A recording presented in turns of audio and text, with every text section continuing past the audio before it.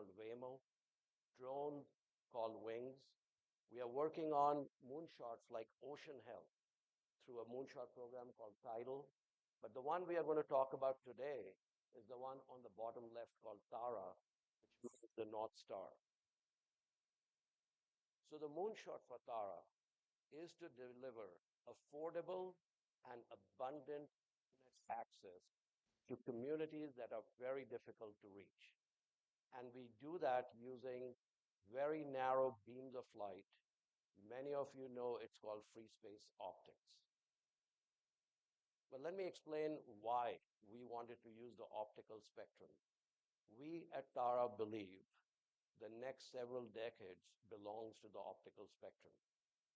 The RF spectrum has done great service to the telecom market over the last several decades. We have seen technologies evolve from 1G to 5G. And if you see, there's a push to move to higher and higher frequency bands. It's because you need a lot of spectrum to deliver high data rate capacity to the end users. But now, once you reach the gigahertz band, 60 gig, 70 gig, 80 gigahertz, you hit a wall of performance. RF propagation is impacted by atmospheric conditions like rain, oxygen absorption at those high frequencies. So why not jump to the optical spectrum where there's abundant spectrum available, it's unlicensed, and there is no interference. Now, agreed that there are going to be challenges because of atmospheric conditions in the terahertz band, but that's the challenge Tara has taken. We have been working for many years to make our free space optical solutions very sturdy, very reliable, and cost competitive. And today we are commercially viable, and we continue to make progress in the spectrum because we believe this is where the future needs to go to look for more spectrum.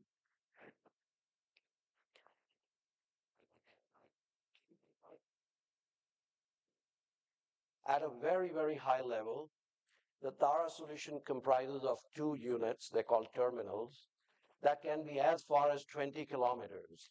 And you can beam 20 gigabits of connection in both directions using these narrow beams of light. Now, Tara has developed very special technology using sensors and cameras to enable this to happen. We have developed advanced tracking techniques which allow us to point, align, track, and lock these signals in less than an hour. So now we have very sturdy links that stay in place even when the towers are swaying or there's movement in the air. That's the technological development that Tara has done to make these free space optic links very, very sturdy and reliable. Not only that, these terminals have been built for commercial rollout, so they are light in weight and they consume only 40 watts of power to deliver 20 gigabits of internet traffic. So you can literally power these up with solar power. And of course, they're eye safe for any installer or anyone who comes in the way.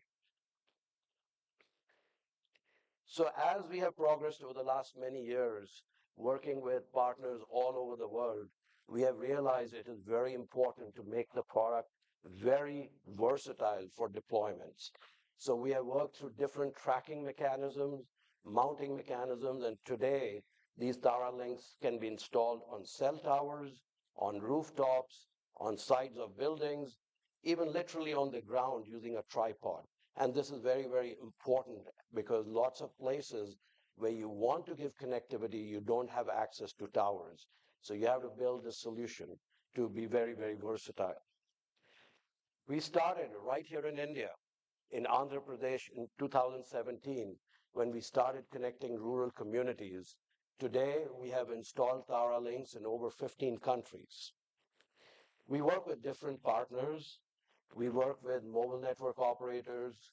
We work with fiber operators. We work with broadband ISPs. And we also work with the defense sector. The interest from the defense sector is because these beams of light cannot be detected. And then we scramble the information so you can communicate between a base and say Javans or other military personnel, and the communication is totally covert. So there's an application on the defense side as well. Today, I will just focus on how we are partnering with fiber operators here in India and other parts of the world. So with fiber operators, there are three ways Tara comes to play. The first is when it's very difficult to trench fiber, or you don't have right of way and there are communities that you need to connect. Or in some cases, there may be communities, but the cost of laying fiber may be very prohibitive. So in that case, our partners are using Tara as an alternative to fiber. A more common case is there may be fiber. It could be in the ground or it could be aerial, but there's a risk of the fiber getting cut. And think about critical events. Think about games. Think about concerts. Think about even cell towers, where if you have fiber as the only source of connectivity and there's a cut, now the whole network goes down. So we are used in a lot of cases to provide resilience to fiber as a backup and sometimes even as a primary link.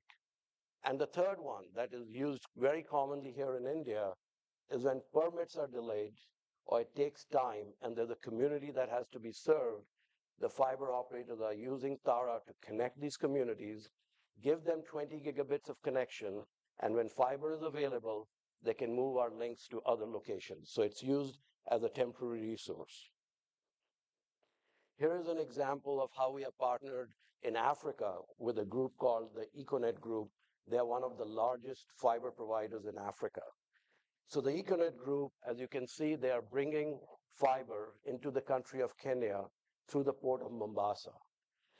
From Mombasa, they have trenched 300 to 400 kilometers to lay fiber to Nairobi. But there's a very, very dense neighborhood called Pipeline, just 2 or 3 kilometers from Nairobi, where it's impossible to trench fiber because it's very, very densely populated. So what Econet did is they partnered with a ISP called POA Internet. They installed a Tara link from Nairobi to a rooftop in Pipeline, and they brought in 20 gigabits of connectivity. From our Tara link, they're using fiber to the home to wire up all these multi-dwelling units. Within a matter of a few months, there was so much data, petabytes of data every month, that POA had to put a second link of Tara right next to each other, and now we are beaming 40 gigabits into a community that is totally unconnected, and there are tens of thousands of people who have pure broadband experience in this neighborhood. So this is an example where we are using Tara as the middle mile and fiber to the home as the last mile. This is in Vijayawada when we started, like I said, back in 2017. We are plugging middle mile gaps and providing 20 gigabits. So there's a lot of rural communities that are connected, using fixed wireless or any other last mile solution. This is an interesting application right here near Delhi. We have a partner here called Bluetown. Bluetown wanted to serve all these green areas where there's lots of people who want internet access, but it was impossible to lay fiber. So we partnered with Bluetown, and they have connected the red lines you see are Tara links in a back-to-back relay configuration. There were some locations which are in yellow where there was fiber available, but with a dozen links, they have gone 140 kilometers from Loni, the point of presence of fiber, all the way past Muzaffarnagar. And then from this backbone of 20 gigabits using Tara, they're using fixed wireless access to serve thousands of users. They would have spent literally years to lay fiber. You can see how dense all these neighborhoods are near Delhi. And they completed this in 4 months and at a much, much lower cost, a back-to-back relay configuration with Tara links. This is with our partner Airtel. This is just one application with them. We do several applications. This is a case where there's a community that needs to be served. There's a waterway in the path. It would take a long time to lay fiber, so Airtel connected this community using Tara links. And over time, when fiber was available, they have moved our links to other locations. In closing, I would like to say that Tara is working very hard to bring free space optics in a real, scalable, commercial way. We have had a lot of success here in India and in other parts of the world, but we have a vision to roll Tara links on a much bigger scale. What you see here is a network of Tara links. Think about a whole community or a whole city covered with free space optical links, similar to LEO satellites from Starlink or Kuiper. Now you blanket cover a whole neighborhood with 20 gigabits, and multiple ISPs can give true broadband experience, which is what our gentlemen here were emphasizing, true broadband experience to users because you have a 20 gigabit network in the air around them. What Tara will do here is build this as a smart network, which means this is a self-healing network. When there are parts of this network where there are weather conditions that are not good, we can predict that and we can move that traffic into areas of good weather. And when the weather condition lifts, we will move that traffic back. So this is a very resilient 20 gigabit network of Tara links. We can also do load balancing and several other things. We are bringing this network of links with partners in Africa, and we look forward to bringing it to India and a lot more products and solutions to the Indian market to bridge the digital divide. That's all I had. Thank you. I'll be around if you have any questions. Thank you.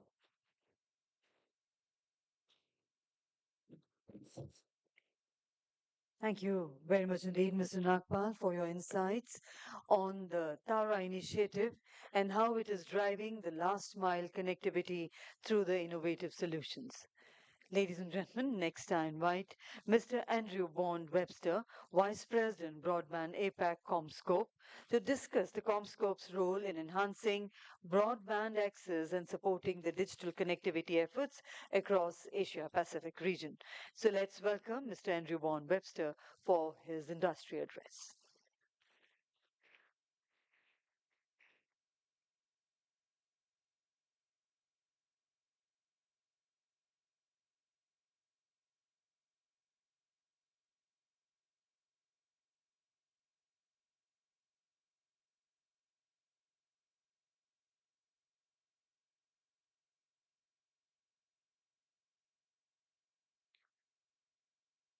Good morning, ladies and gentlemen, and to my esteemed colleagues on the panel. I'd like to say thank you to all of you for inviting me to participate in this forum. It's quite humbling to be with such an august company of individuals and companies and representatives. What is striking to me is that we all have the same objective. The objective that we all share, I believe, is to ensure that we bring connectivity and the benefits of connectivity to everybody in the world. I think it is very well known and understood, and I think very well explained by my earlier colleague as to the benefits that bringing broadband connectivity to individuals, to households, to corporations, to nations has, the growth that it can drive, the support that it can deliver to an economy is quite staggering. So I think we all have an obligation and a need to deliver that to the world.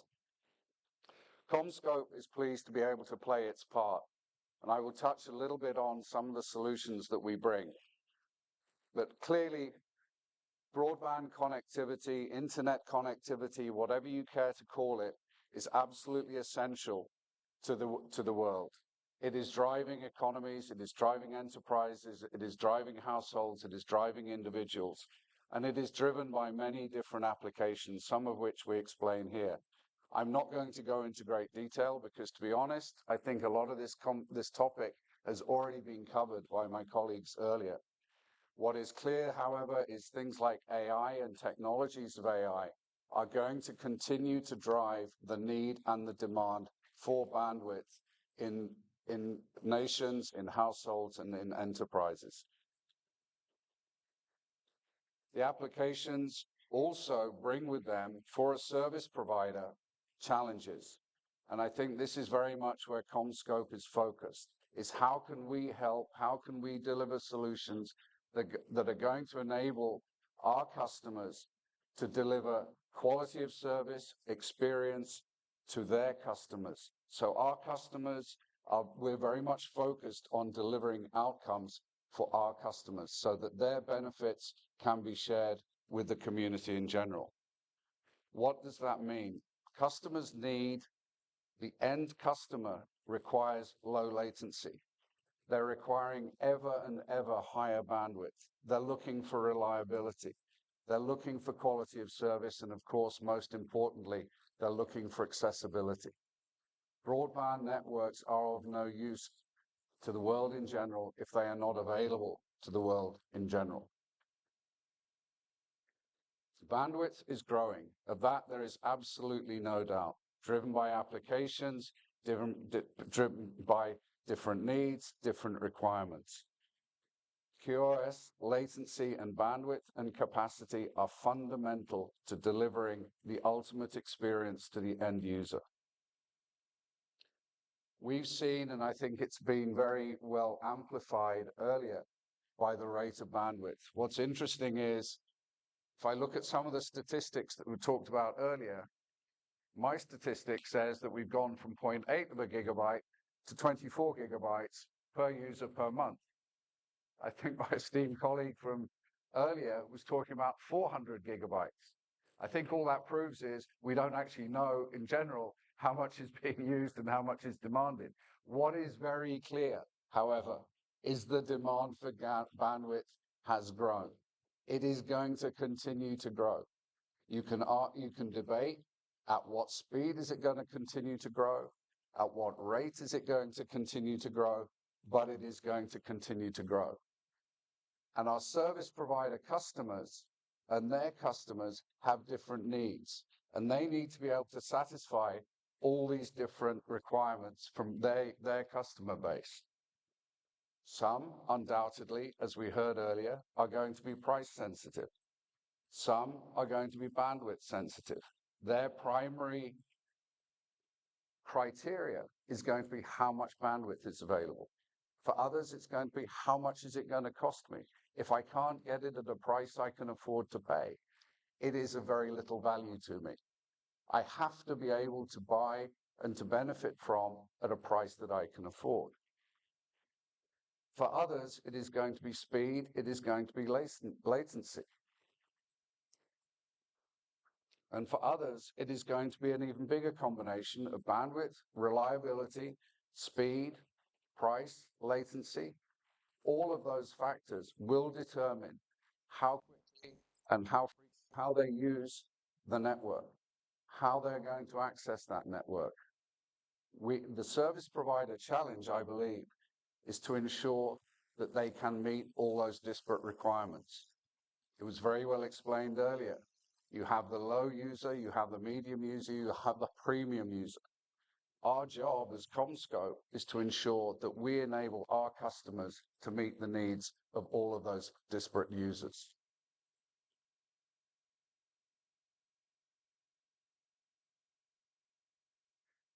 Technology is changing all the time. Where we are on this graph is perhaps a matter of some debate, but what is very clear is that as the demand for bandwidth continues to grow, we need to continue to evolve the technology, and the technology has been continuing to evolve. The approximate rate of change on the technology, if you look at GPON, XGS-PON, 25 gig GS-PON, it changes, it evolves at a rate of about every 10 years. That's what we have seen, that's what we've experienced. I think other technologies, I would argue, will come along, and the rate of change will need to increase as the rate of network demand, bandwidth demand continues to grow. That cycle will need to change, and the speed of new innovation will need to change. My earlier colleague from Tara was speaking very eloquently about the technology that they're bringing and how they see the evolution from the radio spectrum to the optical spectrum, and that in itself will enable greater access, greater density, greater utilization, increase the user base. So the technology, without any shadow of a doubt, is going to continue to change and to evolve, and it needs to. And it needs to continue to meet the demands of the users who require more and more and more data. And also, conversely, and the challenge for the service providers is they wanted a lower price. I've been in this industry for a number of years. One thing is certain. Price very rarely goes up. It generally only ever goes down. And that is the challenge that the service providers have to meet. Is how do they provide more and more data at a less and less price over time? Bandwidth growth into the future, as I said, you can argue what is it actually going to be? Is it going to be at 30% per year? Is it going to be 20% annual growth rate? Is it going to be 10% annual growth rate?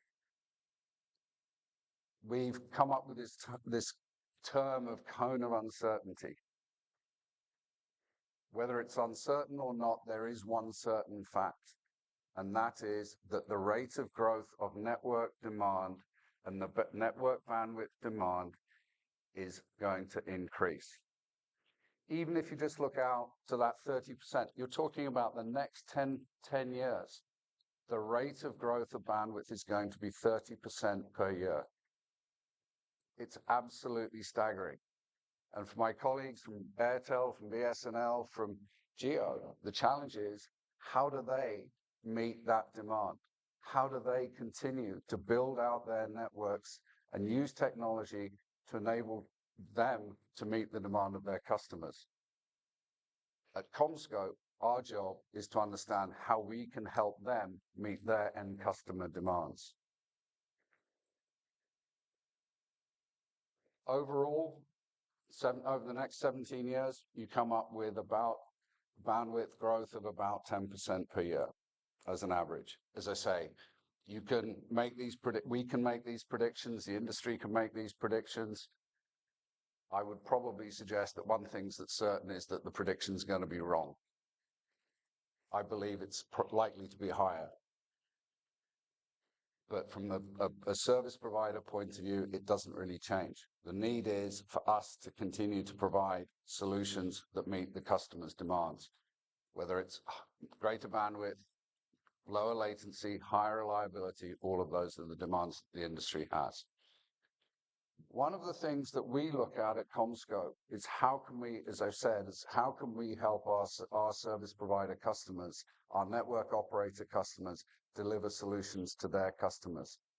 How can we enable them to deploy networks that are more easier, simpler for them to deploy, with less splices, enables them to roll out networks, faster commissioning times, higher applicability, greater coverage, reduce cost, reduce their cost, minimize the labor costs involved, reduce the need for skilled labor. Why is that important to them? Because it means they can deliver services to their customers at a faster rate. It also means that they can deploy networks at a lower cost. Our challenge is to reduce our costs to them. So we have this solution called Flex ODN. My colleague will be speaking later on in the technical forum, and he will go into significantly more detail as to how Flex ODN actually works, how you can deploy a Flex ODN network, and how our service provider customers can get benefit from the solution that we provide, the Flex ODN solution. And really, there are two key thoughts that I would like to leave you with regards to Flex ODN. One is the total cost of deployment can be reduced by using Flex ODN. Total cost of deployment can translate into lower cost for the end user, lower cost for the service provider. It also translates into a reduced time to construct a network. Customers are extremely demanding in terms of how quickly they can actually get access to service. So we look to provide solutions which enable our service providers to deploy networks more quickly. Overall, we can deliver 30% overall savings on deployment cost and 43% saving on times it takes to construct a network. You can see from the slide here how we do that with the intangible benefits using XGS-PON, faster commissioning, fewer splices, design efficiencies, etc. As I said, my colleague will be talking about these in more detail later on in the technical session. So very quickly, why CommScope? CommScope is a global organization. We have over 22,000 innovators. We've got 13,000 patents, and we spend a significant amount of money each year on R&D. You need to continue to invest in R&D in this industry if you are to stay relevant, if you are to deliver solutions for our customers.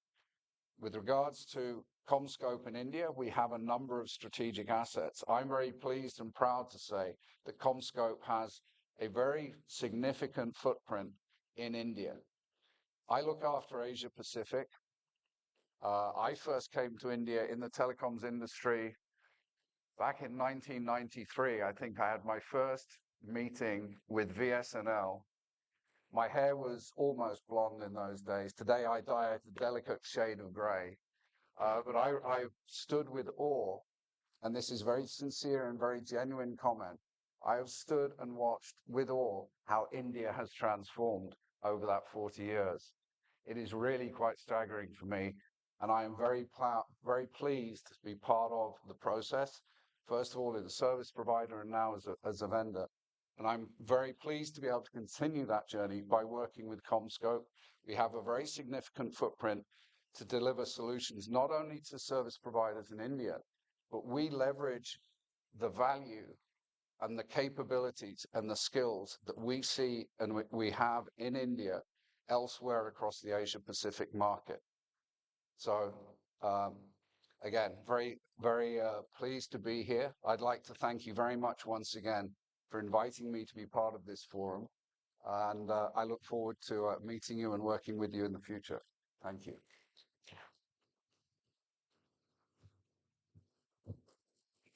Thank you very much indeed, Mr. Webster. We are really honored, and thank you for sharing CommScope's contribution to advancing the broadband solutions in India and beyond.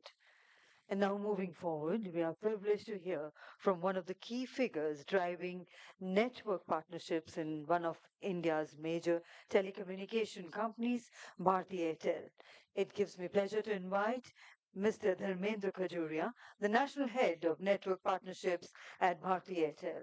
So will share his insights on Airtel's role in building network partnerships and its contributions towards ensuring reliable connectivity across the country, essential for realizing the vision of connected and digital India.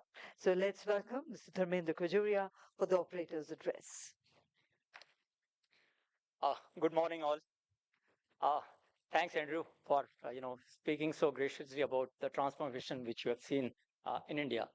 I'm here not to bore you with the technical specification, technical points, but what I'm trying to do in the next 10 minutes is talking about how India has transformed, what we as an industry have done to transform that, to bring that digital revolution and connecting the unconnected.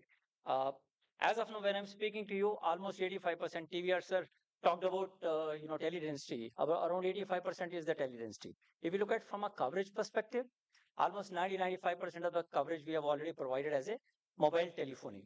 But when we come to the wireline, probably a lot needs to be done. I'll just come to that. And our Honorable Prime Minister has already launched a Digital India program. How does this move? Yeah, thanks. So when we are saying Digital India, I think this is a program which Honorable Prime Minister had launched, supported by DOT, that, so that the broadband can reach to the far-flung areas. And it is very clear, if you look at from a teledensity perspective, there is a strong correlation between a teledensity and the GDP of a country. And when we are talking about Digital India, we are speaking about, digital economy, a knowledge economy. That is what we are, looking at. Now, I'm just showing a decadal, what as an industry we have done in the last 1 decade. If you look at, BTS from a level of 8 lakh in, say, 2014 to till this time, almost 28 lakhs. From a tower perspective, around 4 lakh, currently around 8 lakh towers are there. From a OFC perspective, since we are discussing broadband, that too wireline broadband, So it is almost 11 lakh to, close to 40 lakh is the kilometer of fiber which is already there. And broadband subscriber amazingly from 61 million to 861. That is a kind of revolution which has happened in India. I mean, a huge round of applause to each one of us, to the stakeholders who have done that. Yeah, moving on. Yeah, but is it enough? I think most of the speakers have already discussed it is not enough. If we look at what the figures where world is, and TV sir in the morning already discussed that, but I'm just re-emphasizing that. You look at fixed broadband per 100, it is only 2.36 in India kind of a population. And if we see, world is standing at around 17 to 18. If we look at wireless broadband, it is 56, 56, 57 compared to 80, 87. I think TVS talked about 100 odd numbers. So I'm not debating the numbers here, but what I'm trying to say, huge gap from a wireline perspective, from a wireless perspective. Now, if I just want to bring your attention back, I discussed teledensity 85, but here when we are saying broadband, it is only 57, 58. There is a difference. Where is the difference? Almost more than 330 million people are still with a feature phone. So that is one issue which we need to solve. That is not going to be solved through laying the fiber. I think that is one issue. Probably all the stakeholders here on the rise, industry leaders, we need to put our heads together and see how can we solve that. Now, all I discussed the digital revolution, the kind of work which industry has done. Now let's see how this transformation has happened. People are talking about India is transforming, and that's really, I really feel proud about it. But how is it happening? What is the government which is doing? How the industry, as industry, what we are doing? Let me talk a bit about it. Yeah. Now, these are the ITR rules, right of way rules. Since we are discussing fiber, so we have to have a right of way to lay the fiber. And ITR,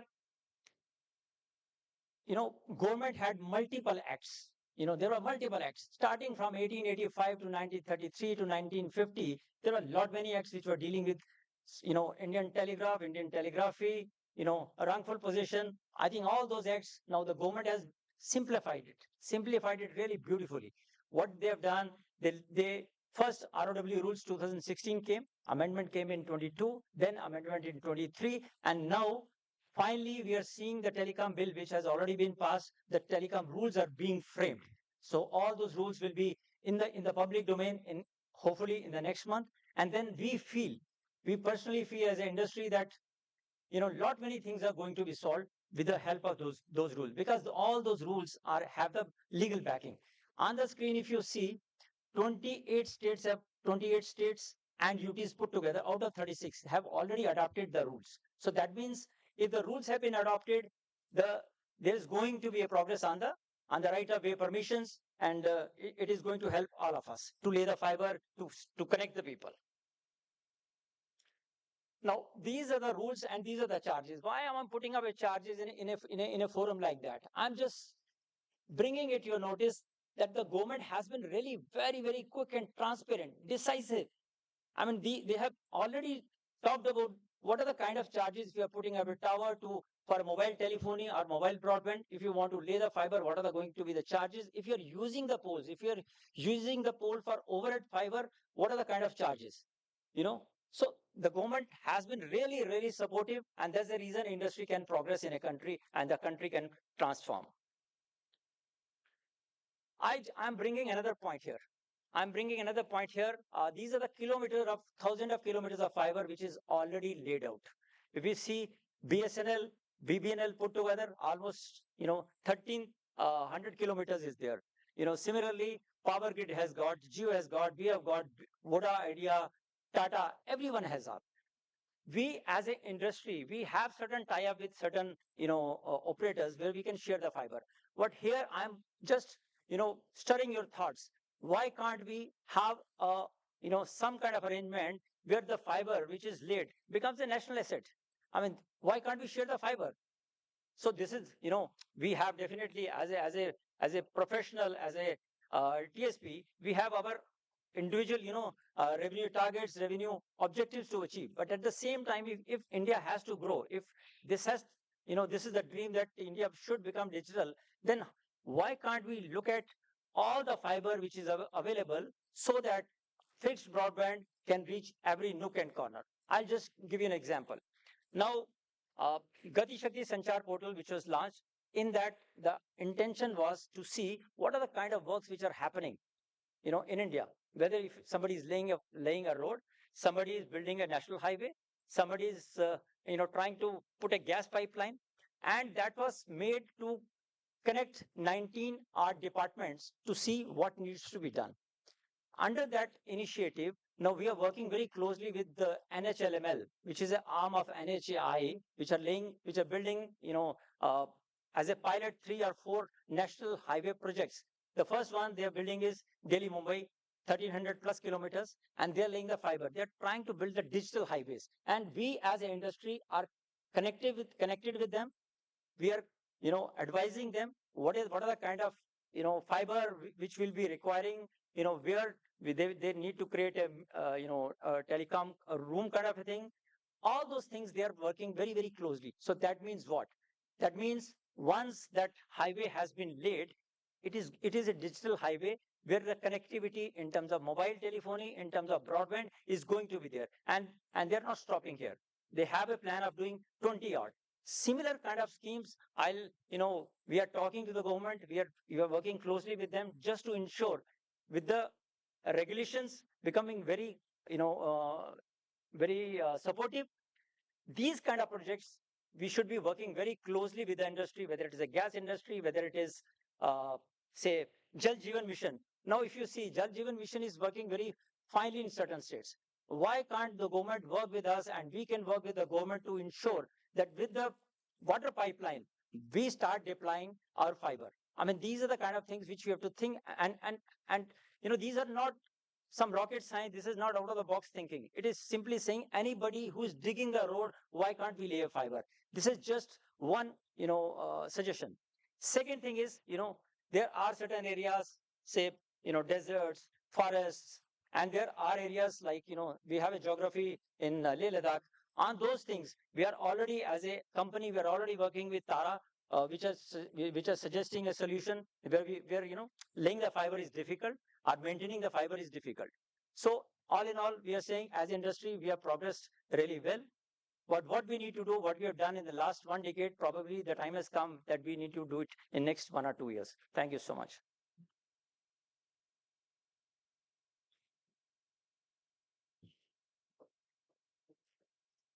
Thank you very much indeed, sir, for your informative address on how Airtel Broadband is leveraging 5G and air fiber to enhance India's wireless connectivity landscape.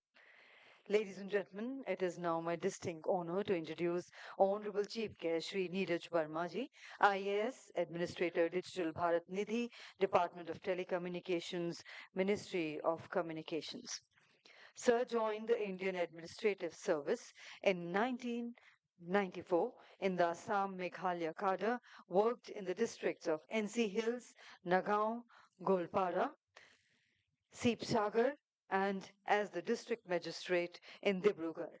Was posted at MD Assam Industrial Development Corporation, AIDC, and as Commissioner and Secretary Industries, Information Technology, Agriculture, Science and Technology, and Chief Minister's Office till 2011. Joined Ministry of Road Transport and Highways as Joint Secretary, was posted as member PPP, National Highway Authority of India, NHAI, and also held additional charge as member finance till December 2016. Was posted as Principal Secretary Power, Government of Assam, was also holding charge as Chairman of 3 power utilities for generation, transmission and distribution, that is APGCL, AEGCL and APDCL. Held additional charge of Additional Chief Secretary, Home and Personal till November 2023.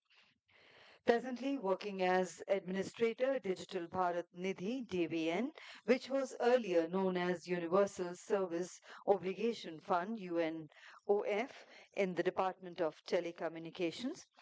Ladies and gentlemen, Sri Vermaji has been a key figure in spearheading various initiatives to bridge the digital divide and ensure that India's telecommunications reach every citizen. So please put your hands together to welcome our honorable chief guest for the inaugural address.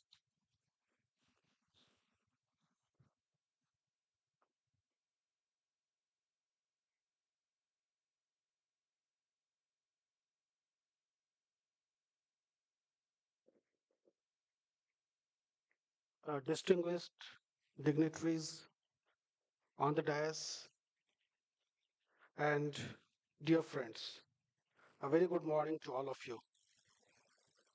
It's my privilege to be amongst you all on this important topic of connecting the unconnected by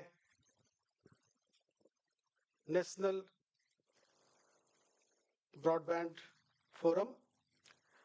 And it's very difficult for me to be the last speaker when all the eminent speakers have given a detailed presentation and they have covered all the topic. So the presentation itself contained futuristic technology. So let us come back to some mundane topic. Few weeks back, we were grappling with a fundamental question. The question was that India's internet penetration is 85%, broadband penetration, and as you all know, our wired broadband connection is less than 4%.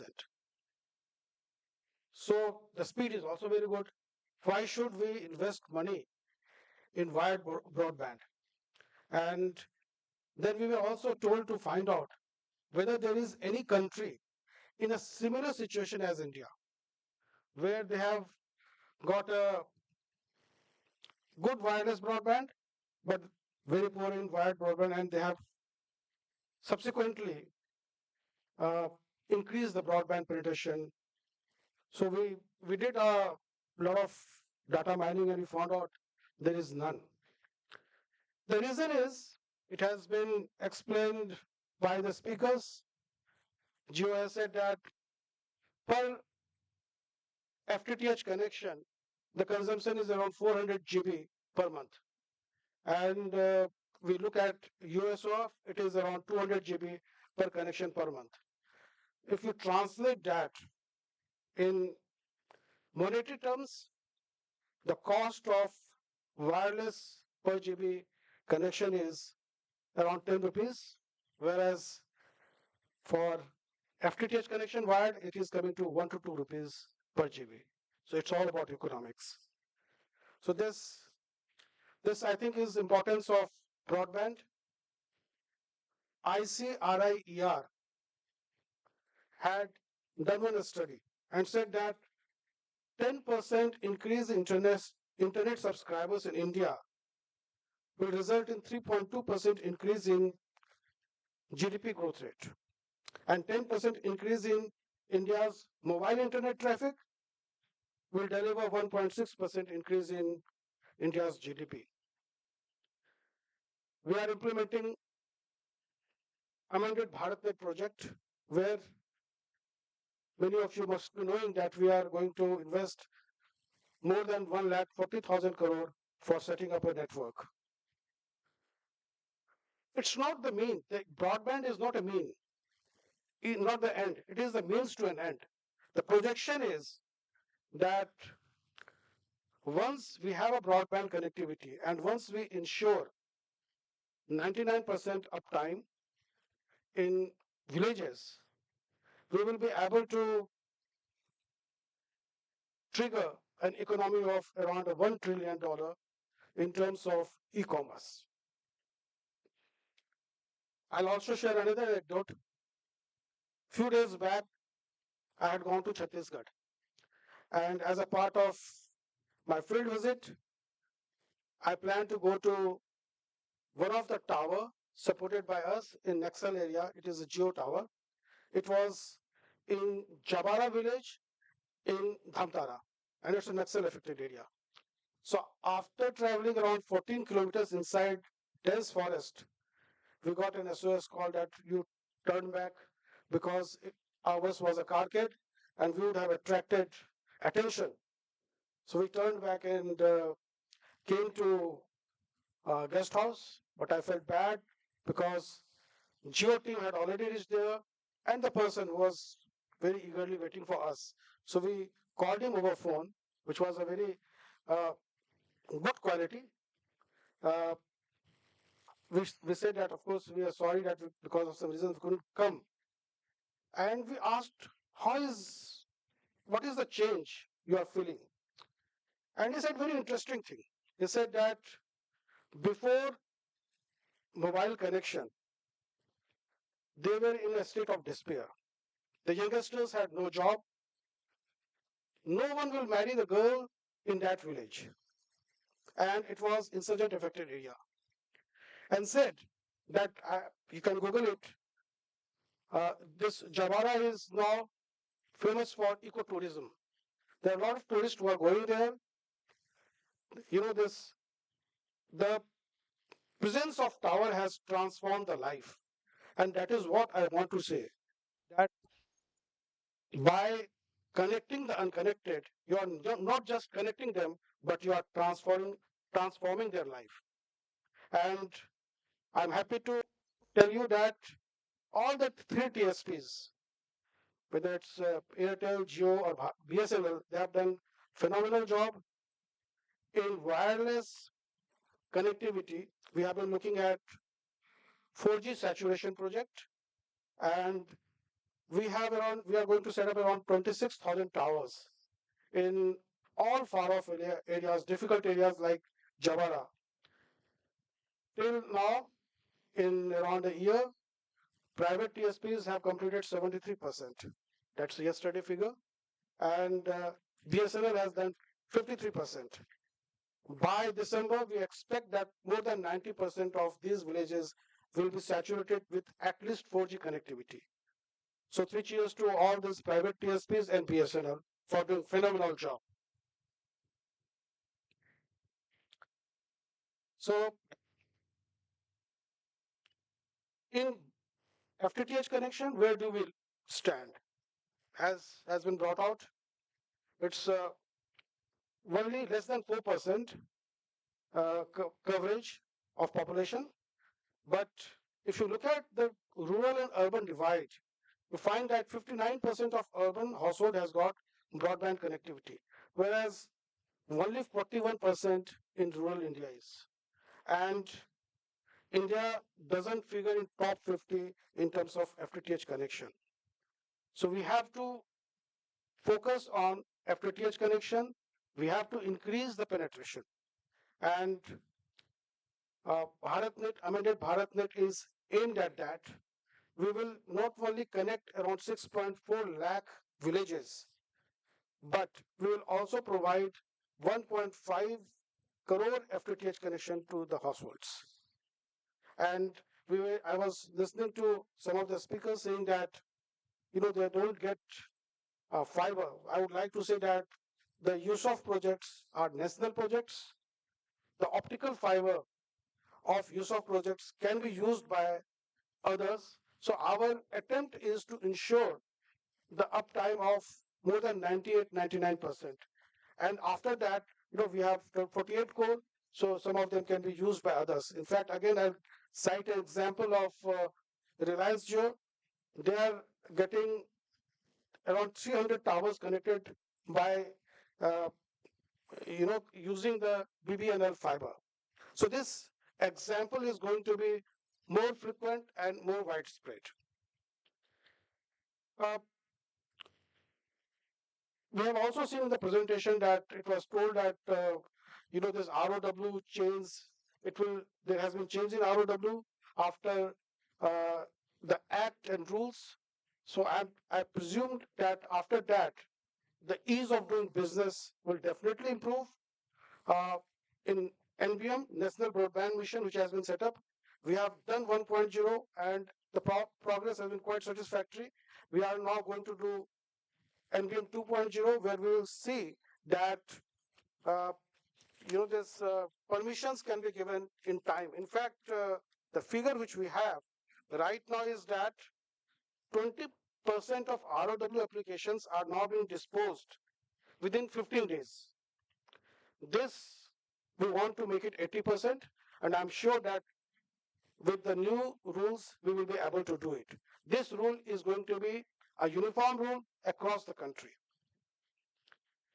The second thing which I would like to say is we have call before you dig, which has been a great enabler in preserving the fiber.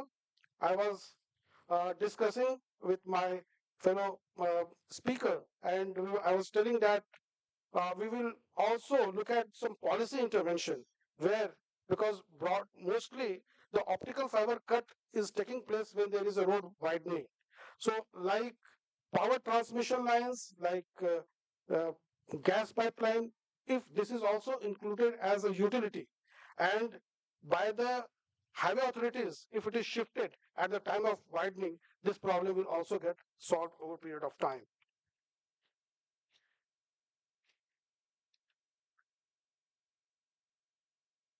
So regarding policy intervention, apart from the rules, I would like to mention that we have also been promoting production linkages, 5G intelligent villages, and various special projects of USOF project. You are all aware that we have connected Lakshadweep and Andaman and Nicobar through undersea cable.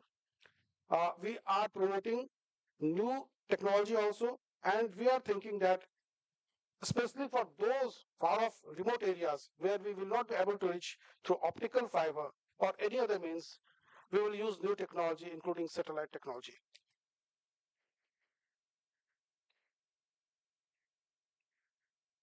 One intervention I would like to mention here, it is that the network per se, broadband per se, will not be of much use unless the utilization improves.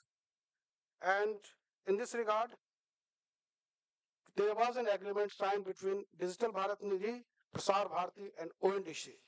I'm happy to inform you that very shortly this app is going to be launched where a large number of channels, free channels will be available, and where we will start actually working on e-commerce. And BSNL is also taking similar steps. So summing up, what are the challenges? I would say that frequent cut is a big challenge, which we have prioritized, and over the period of time, we want to solve it. The market failure in rural India in terms of private investment is a problem. While we request the the industry to provide investment, as long as this market failure is there, there will be scope for DBN to provide investment. And third is high price elasticity for applications and OTT. So in going to the field in rural India, especially, I have seen if you provide connectivity, broadband connectivity at 100, 200 rupees, there is much more appetite. But the moment you increase the rate, the appetite changes. So in this, we will like to request the industry to think about an innovative solution, think about various applications where it is not just based on price. There can be advertisement, there can be special verticals like e-education, then e-commerce, and uh, there's some sort of services which can be provided. For that, they can charge it, but general uh, basic packages could be made at affordable price. I'll sum up by saying that Indian telecom sector stands out as a prime example of progress with an impressive 1.2 billion telephone subscribers, wireline and wireless, and notable tele density of 85.85%, the figure which I have. India is the second largest telecom market and one of the most affordable in the world. Amid one of the fastest 5G rollout globally, India is already focusing on 6G technology, demonstrating its determination to lead in the digital realm. Thank you.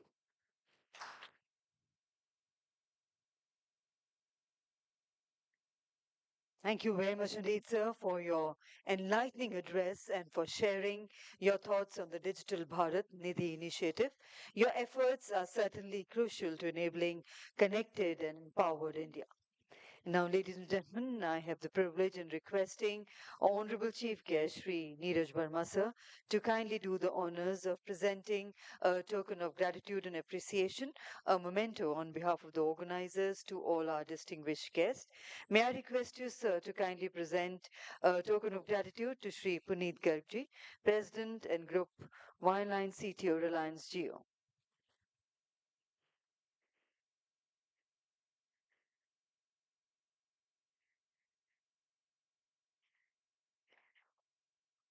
Thank you, sir. May I now request you, sir, to kindly present a token of gratitude to Mr. Dharmendra Khajuria, National Head Network Partnerships, Bharti Airtel.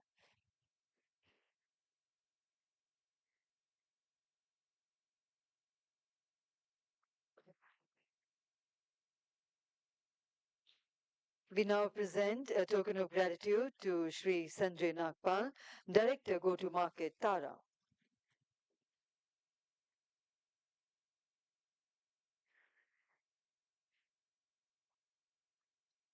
And we now have the honor of presenting a token of gratitude to Mr. Andrew Von Webster, Vice President, Broadband APAC ComScope.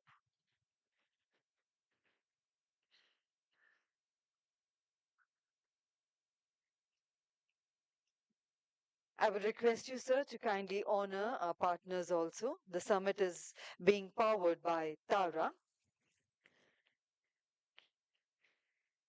I would request you, sir, to kindly accept a small memento.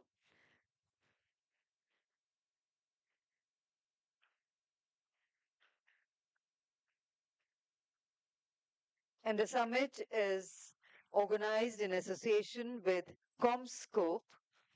Thank you, ComScope, for your association. Requesting the representative to kindly come up to receive a small token of gratitude. Oh, we have on the days itself the leaders, one of the leaders of ComScope. I invite representatives of our diamond partners, Norden, inviting a diamond partner, Uni, Setcom partner, Hughes Communications India,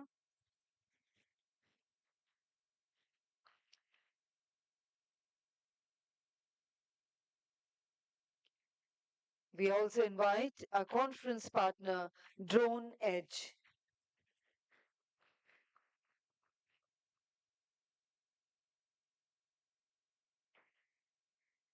And associate partner, Anritsu Advancing Beyond.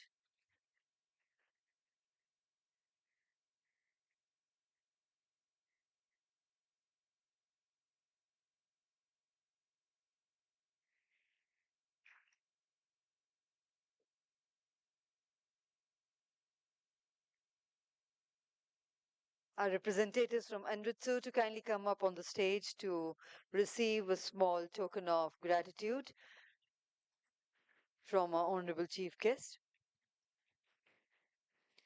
Norden is also here. Thank you, sir, for being our partners in organizing this event.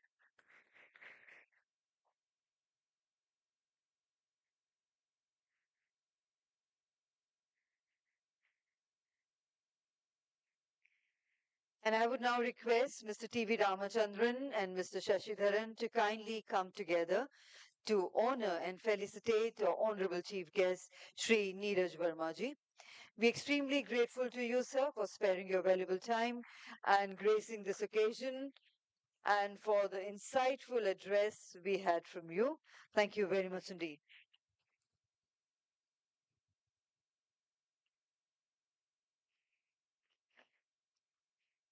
And as we conclude the opening session, it is my pleasure to invite Brigadier Anil Tandon, Director General of Broadband India Forum, to kindly propose the vote of thanks.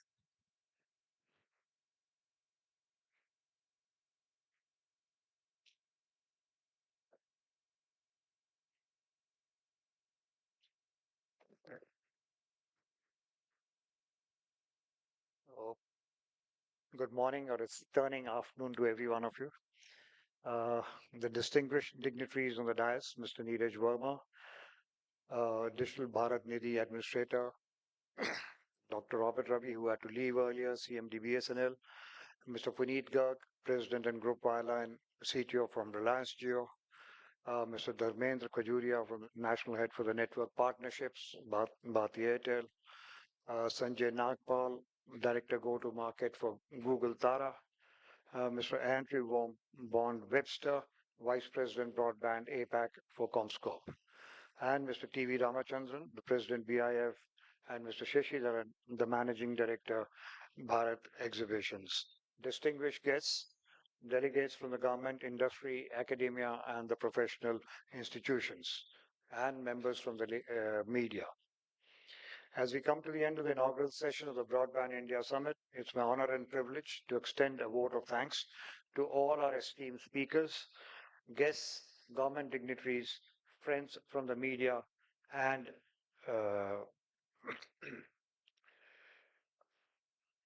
this is Broadband India Summit is a flagship event of the Bharat Exhibitions and Broadband India Forum.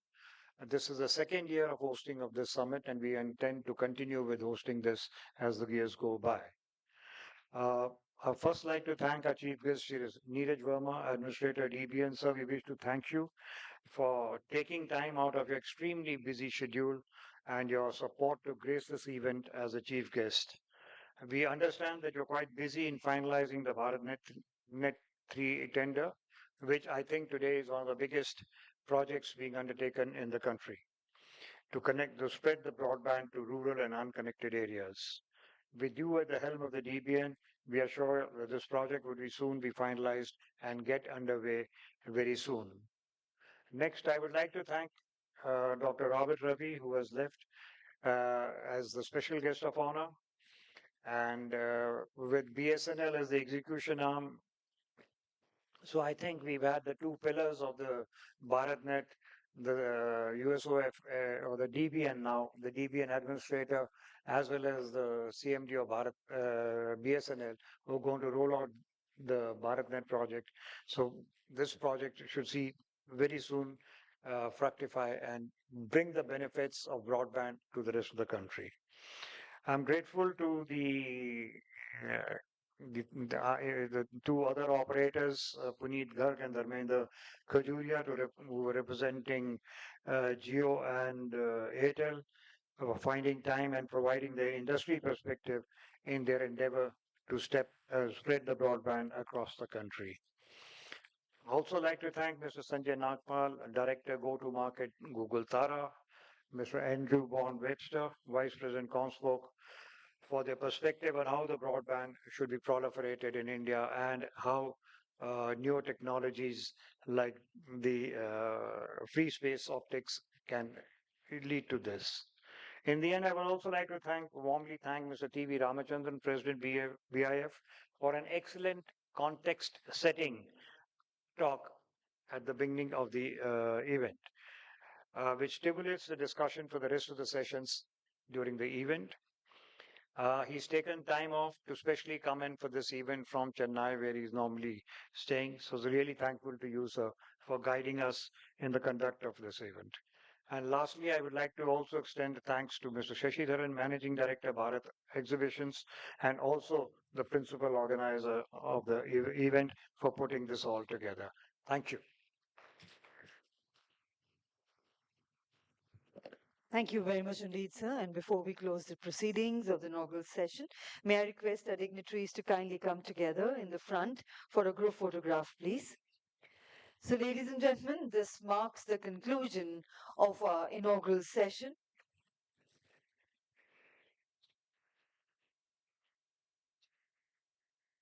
We have had the privilege of hearing from industry leaders and policymakers who are working tirelessly to build a connected India.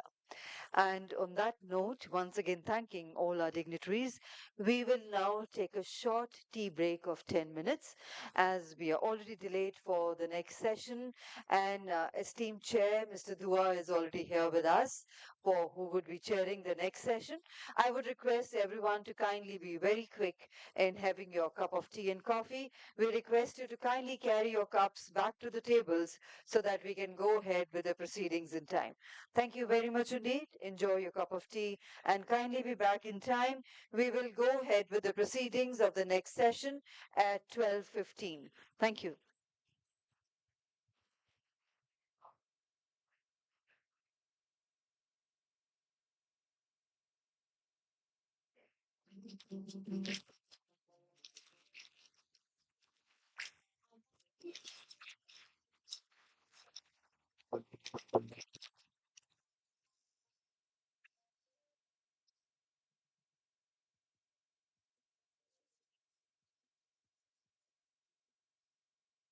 Always been a passion of mine, find ways of connecting people.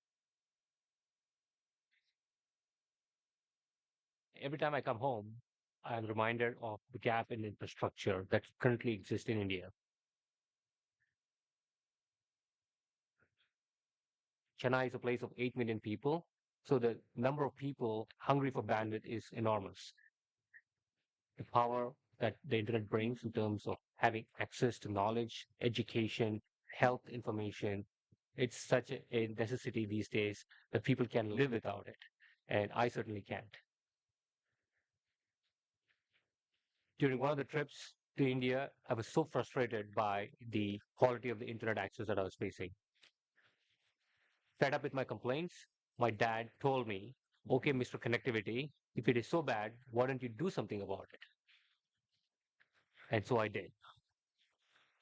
I started Tara with the passion that I was always drawn towards, which is to find ways to connect people around it.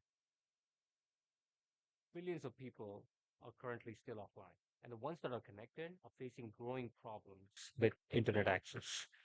And with the world's data expected to grow almost 1,000 times in the next